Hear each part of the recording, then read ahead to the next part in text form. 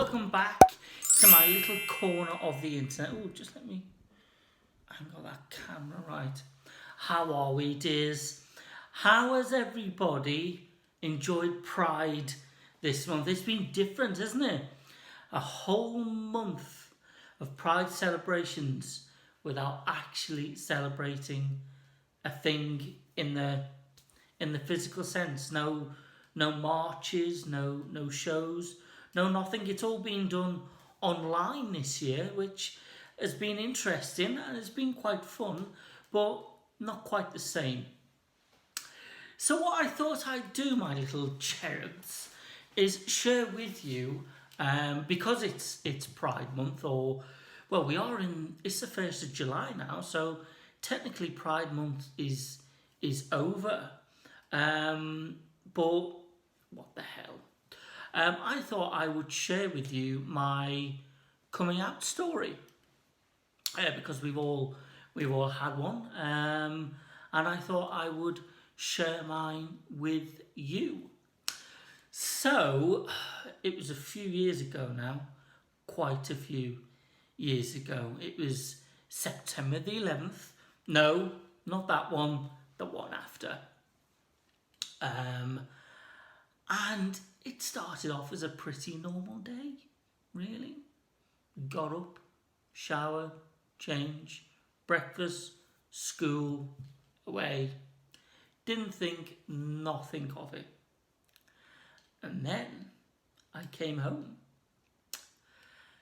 And that's when the fun started. Like I said, this was a few years ago, but I can still kind of remember it. Well, most of it anyway. And my dad said to me, "Can you go upstairs and clean your room?"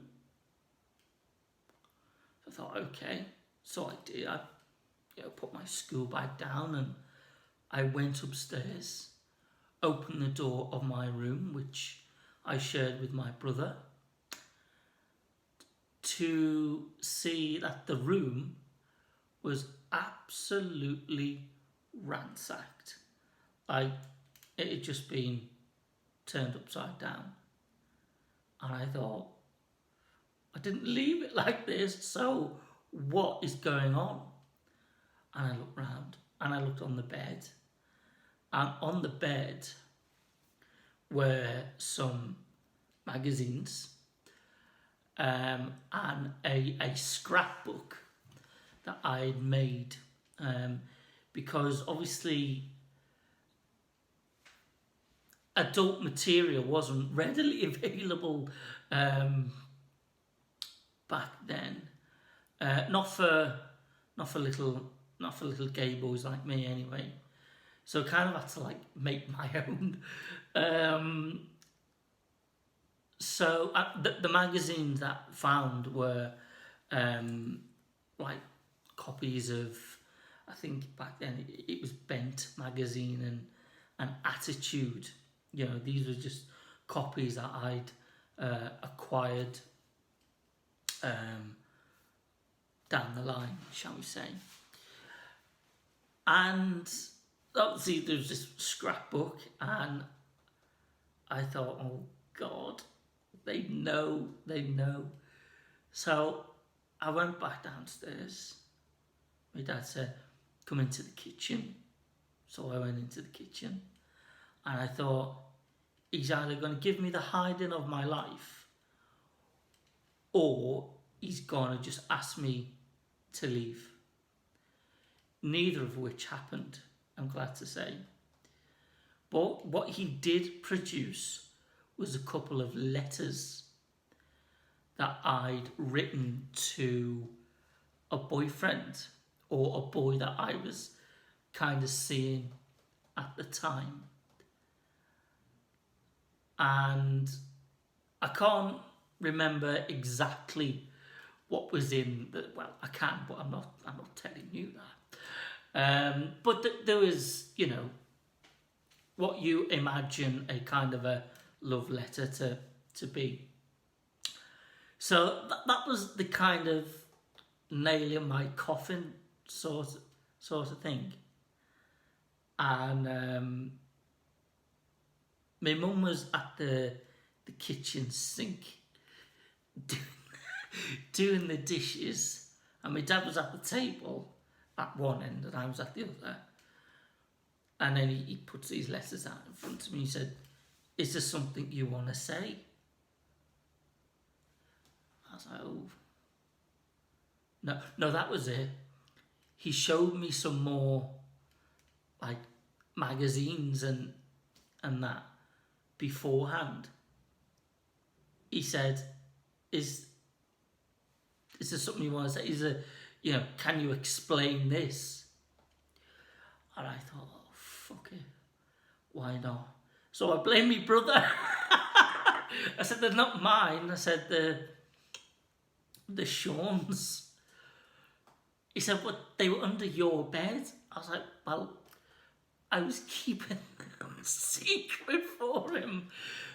And you got to remember, I mean, I grew up in a household where kind of the whole gay thing wasn't really discussed, and my dad was quite a man's man, and we had his cousin stay with us, and he was like the biggest bigot on the planet.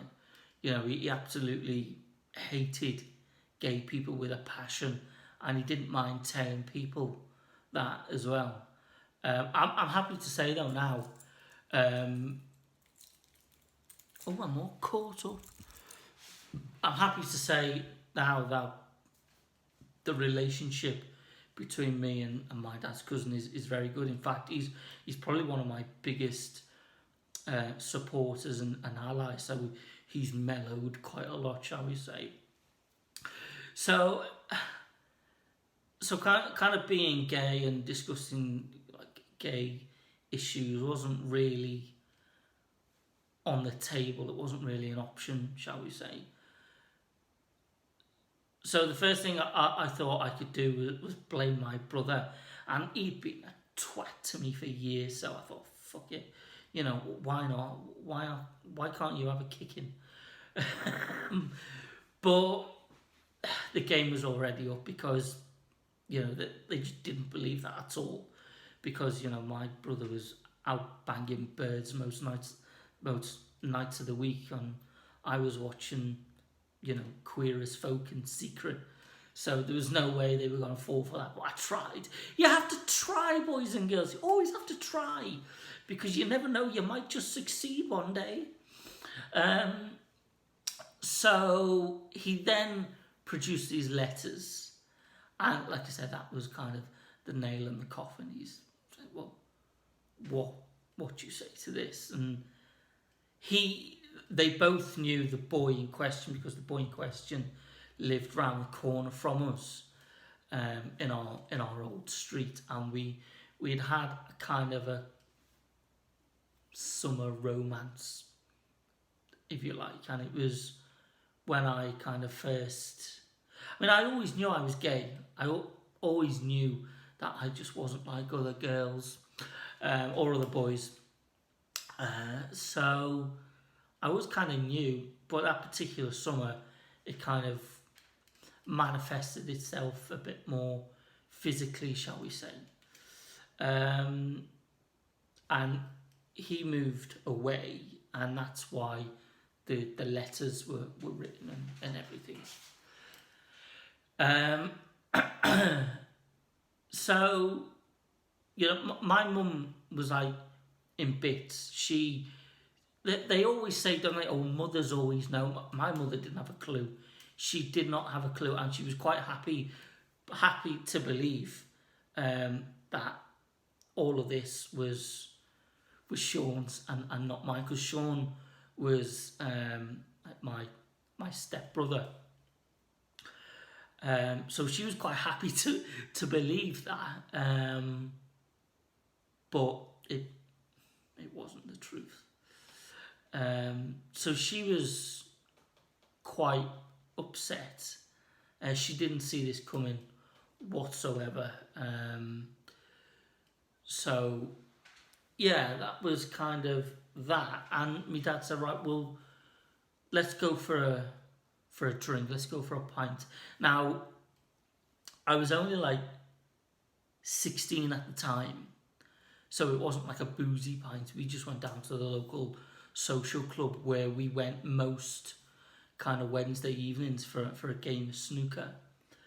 And it was the only kind of really father and son time we ever kind of had. When it was just kind of like the two of us. So we went to this social club, and we went into the snooker hall, and he drank his beer and I drank my Coca-Cola.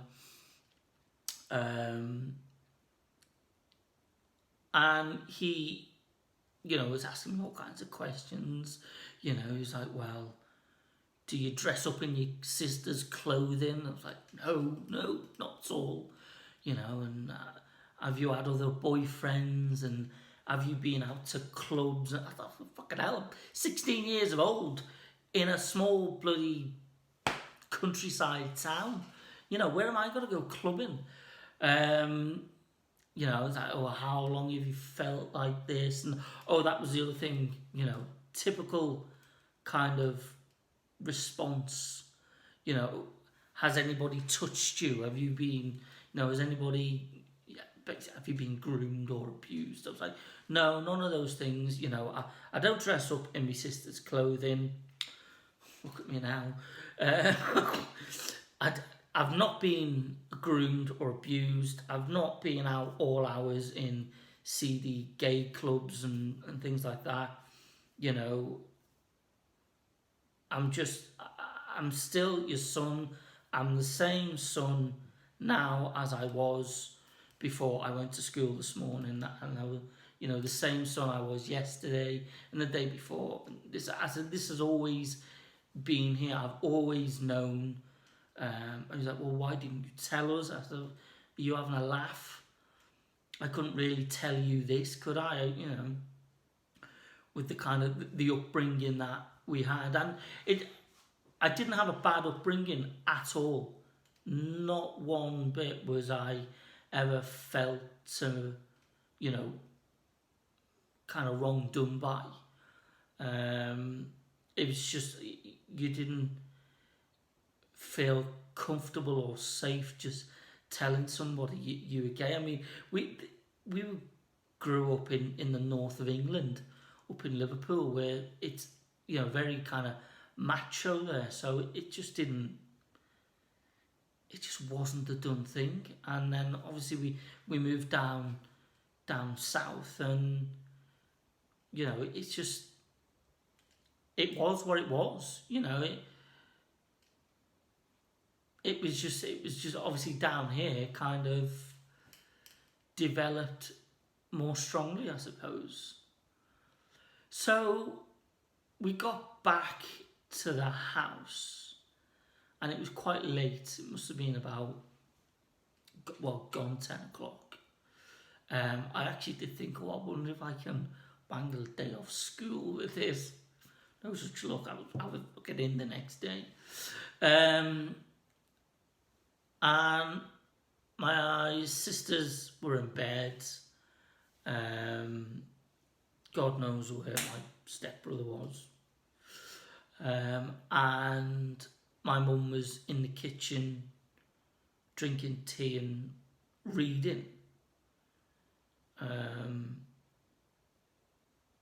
And we went in, and my dad was like really, really cool about the whole thing.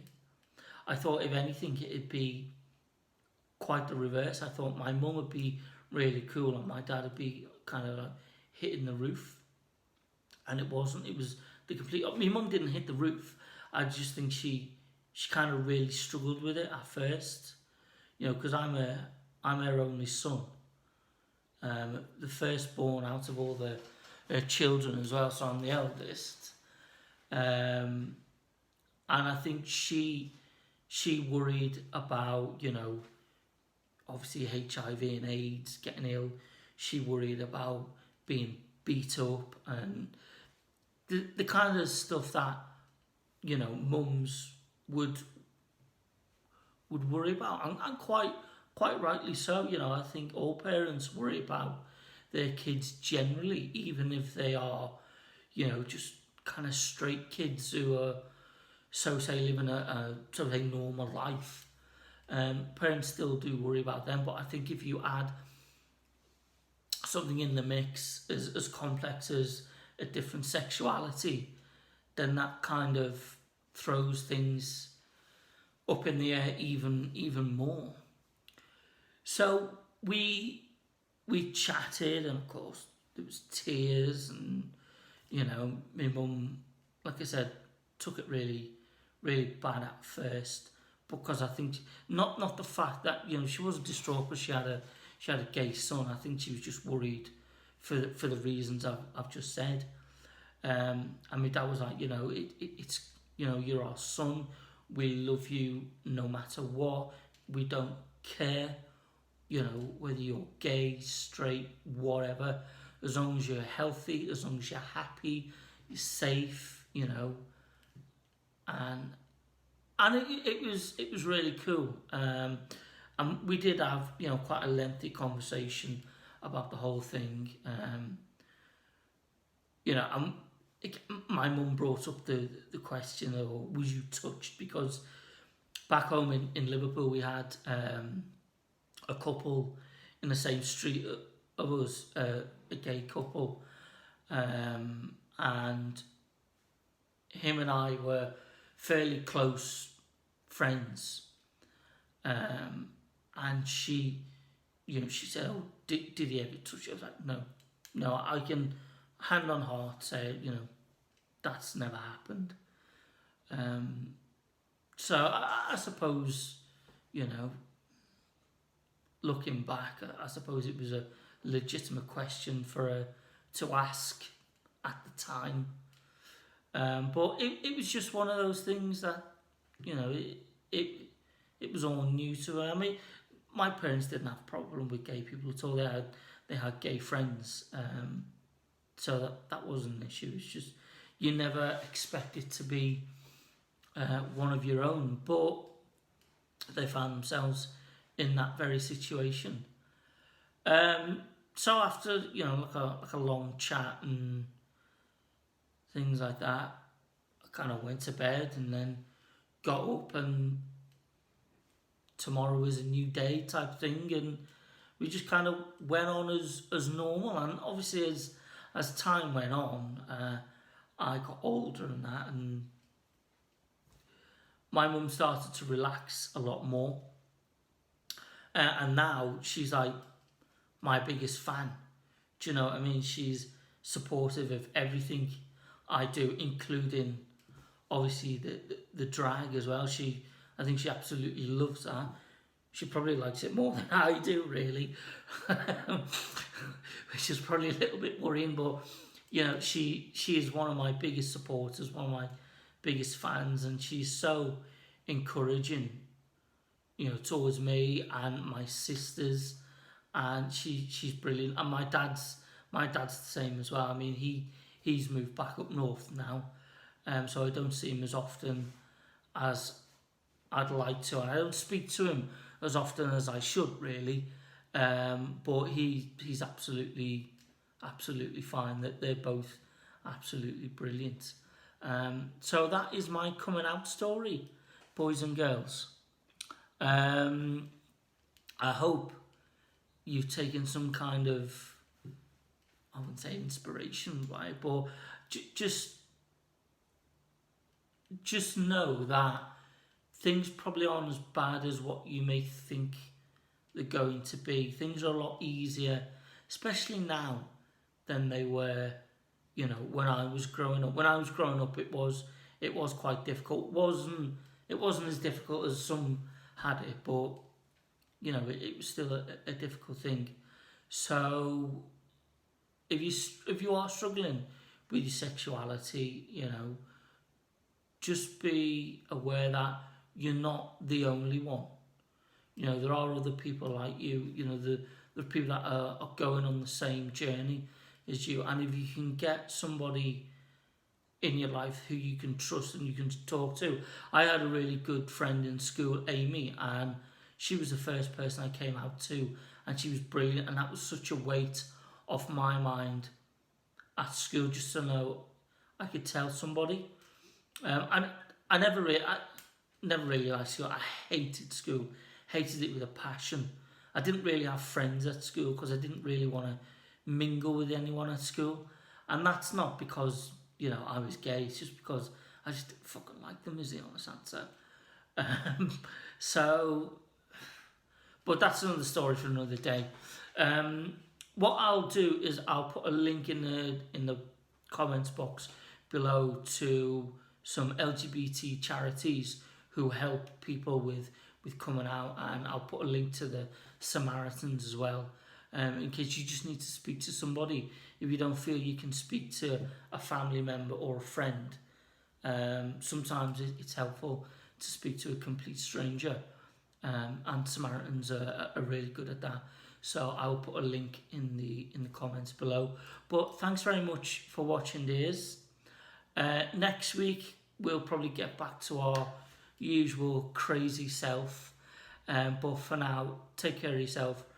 Happy Pride, and remember, you are loved no matter who you are, whether you're lesbian, gay, bisexual, transgender, or anything in between. You're loved, you're valued, you're special, you're unique. And if anybody wants to chat, my door's always open. You can find me on all my social media accounts.